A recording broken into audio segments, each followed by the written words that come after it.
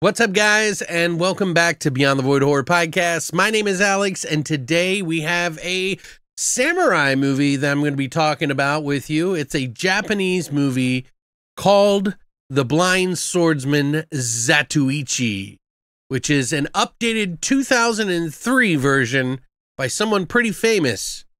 Let's check it out.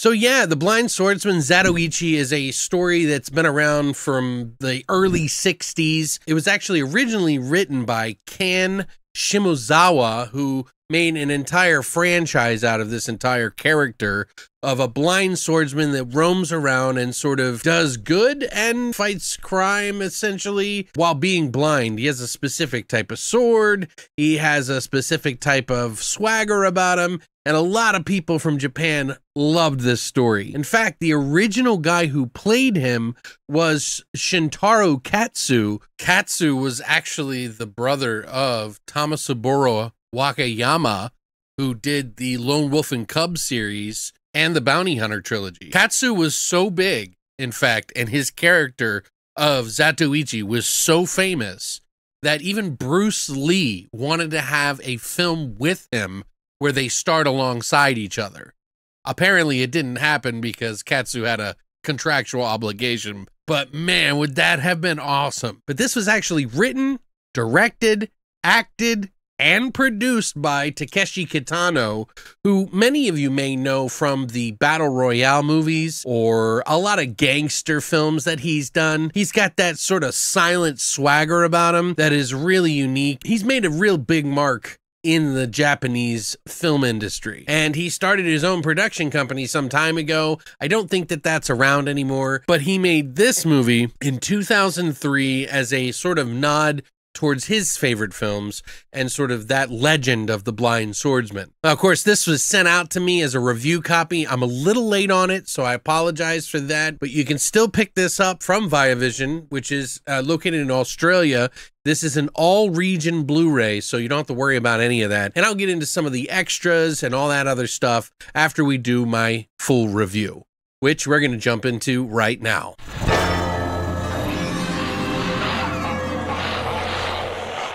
So yeah, Takeshi Kitano is a very famous Japanese actor who just went on to do a lot of different things. He's just a great writer, a director, actor, producer, as I mentioned, and he has done a lot of different films. He has directed Boiling Point, Fireworks, Brother, Outrage, the sequel to Outrage, and he's also, one of my favorite movies that I love him in is Battle Royale, which is just fantastic. That was a manga too, and I'm sure there's probably a manga of some Zatoichi stuff too. Some of the cast we get in here is Tadano Asano, who plays Hattori, who is the rival of Zatoichi in this film. He is Hogun in the Marvel Universe, which he's been in for some time now, and he's also in the new series called Shogun. So what is it all about? Well, this is about a blind masseuse by the name of Zatoichi. He's also a swordsman, obviously, and he comes to the town of a couple of warring gangs that are sort of taking over the town and trying to extort money from all the workers and the people there. And he ends up joining a ragtag group of people to kind of fight against these gangs. It's two women and a young man who is a gambler and an old woman who's a farmer. Now, if you've ever seen any of the movies, which I have not seen many of the Zatoichi films, and I am planning to watch some of the earlier stuff because that's really what I'm interested in. This one has a little bit of a modern flair to it that Takeshi Kitano has done to the film, including a different soundtrack, which, if I'm being honest here, I was not a fan of. I really just did not enjoy it, although there are some moments of levity that I got from the music, and there are some things in the movie that Takeshi did in the film with sound that I thought was really unique, though. There are moments in the film where people are working in the field, and you'll notice that there's a sort of cadence, rhythm that's going to the sound of them digging in the field or working on a house. Those are really cool elements that I think that he adds into this film, and probably why a lot of people really enjoy this movie. This was a huge hit in Japan, by the way, that did very well. It's one of the highest grossing films that he had done at the time. This was around that time when Takeshi was really kind of blowing up as well. A lot of the Western audience had kind of caught on to who he was. I think a lot of people are really rooting for him, and he is one to root for because he's just a fantastic actor and everything. This one I did enjoy. There is moments of a lot of CGI, which of course they do to save on money because you can't do everything in this movie. They do have practical in this film as well, but there are moments where they slice people and you can tell that it's like CGI blood. A couple of times where they stab through people, or the sword is kind of moving when somebody gets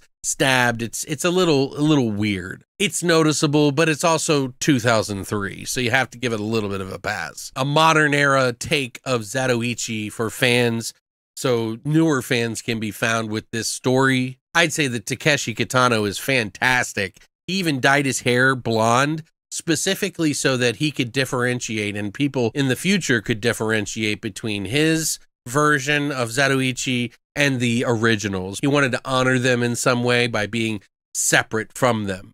There's a lot of really interesting characters in here. The story's actually really good. I really enjoyed it. It's a very strong take. I think that's probably one of the best things about it. There isn't a lot of like cling clang sword fight like that. These are like real sword fights, and that's partially why I think some people also like this movie in Japan. Instead of spending an hour, Takeshi Kitano did not want to have in his film, where they're fighting with a sword back and forth forever. He wanted it to be very original style. The guy who plays Hattori, the rival of Zatoichi, is actually using a traditional style of swordplay that many people who watched the film at the time thought was brand new because they hadn't seen it in so long. The rival is really cool and complex and unique. The character Zatoichi is very unsuspecting and kind of quiet. He doesn't really say a whole lot. He just is an action kind of guy. And believe me, when people try to mess with him, you are not going to be around very long. But otherwise, he's actually a very charming old man that is kind of laughing all the time. He likes to gamble, he likes to eat, and he likes to sit and ponder. The other characters I really enjoyed. The gambler guy, who you would not really expect to be friends with someone like Zatoichi, but Zatoichi is kind of like more understanding of people and their struggles. He meets these two geisha girls that have this really intricate story that's really kind of messed up and dark. Like, it gets really dark in there. They don't show anything necessarily, but the story is dark. The widowed farmer wife is really nice and interesting, and they sort of team up with her and stay at her house the whole movie. You get to see some gambling and some, like, these two gangs that are kind of working together but also at odds with each other. So there's a lot of like moving pieces in this film, while Zatoichi is pretty stoic, and a lot of the light is shined on the other characters rather than Zatoichi kind of shares the wealth of the characters in the film. Even the character of Hattori, the rival, kind of blurs the line between good and evil. He's essentially a master swordsman who has no master and is a sword for hire, who a local gang, has hired him to basically fight for them and to be on their side, which his wife is none too happy about, let me tell you. And he just needs the money because they're broke. Another thing about this story is that there are characters in here that go all over the place. So you kind of follow their backstories, their trials and tribulations. It's not just all sword fights, which, by the way, the sword fights are like that. And they're pretty epic sometimes, and sometimes very graphic. But, you know, they don't push it the whole movie. There's a lot going on that really kind of balances the whole movie out. Like I said, it's not just a Zatoichi film, but there is a twist by the end of the movie that you may or may not like. But yeah, all in all, I really enjoyed the film, but I feel like the music just didn't work for me. It has this sort of electronics thing going on for it in the more minimal parts of the sound. It is okay, but very just not interesting. In some of the more like excited moments or action films moments, it just didn't work for me. I personally love the old style of the spaghetti western sort of samurai films of the day, where it has that 60s, 70s style that is just amazing. There's something about that music that is just so iconic to me, and I feel like it's missing in this movie. But even still, I did enjoy the film. Definitely makes me want to watch some of the earlier films. Yeah, I would give it a 7 out of 10 for a damn good film, but just under the great film. Although some people might love this film more than me. And what I'm going to do now is I'm going to jump into some of the extras on this film that you can pick up from Imprint Asia yourself to get a copy of this release. And we'll go over that right now.